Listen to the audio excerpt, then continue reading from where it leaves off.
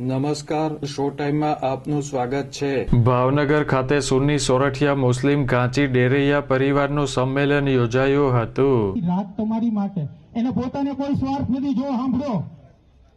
અને બીજું, ગઈ વખતે જ્યારે અને એક દ્રષ્ટિહીન બનાવ્યો છે અને તેને ડેરૈયા પરિવાર સહકાર આપે, હું એવું ખાસ ઈચ્છી રહ્યો છું। આ સંમેલનમાં સૈયદ જાવેદ બાપુ, સૈયદ આબિદ બાપુ, સૈયદ હમીદ મિયા, કાળુભાઈ બેલીમ, ભીખાભાઈ ડેરૈયા, રજાકભાઈ ડેરૈયા સહિતના આગેવાનો ઉપસ્થિત રહ્યા હતા। અમે તો ઘણી વખત સાથે રહીએ છીએ, યાકુભાઈ સાથે ઘણો રહી છીએ, તનાભાઈની સાથે પણ છું અને અવારનવાર વાતચીત રહે છે। પણ અમે એવું ઈચ્છીએ છીએ કે આ કામની અંદર તમારા સહકાર વગર કોઈ વસ્તુ નહીં થઈ શકે।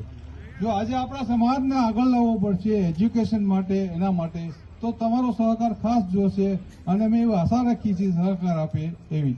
અલ્લાહ સાગરને રસ્તા છે અને હું નમ્ર વિનંતી કરું છું કે 8 દિવસથી જ્યારે માણસ દિવસ ને રાત આ કામની અંદર જુજું, ગઈકાલે રાત્રે 4 વાગે હું પ્રોગ્રામમાંથી આ સંમેલનમાં નારી ચોકડી આદમજીનગર પાછળ આવેલ સૈયદ મોહમ્મદ શાહ શહીદની મઝારના રિનોવેશન અંગે જાહેરાત કરવામાં આવી હતી।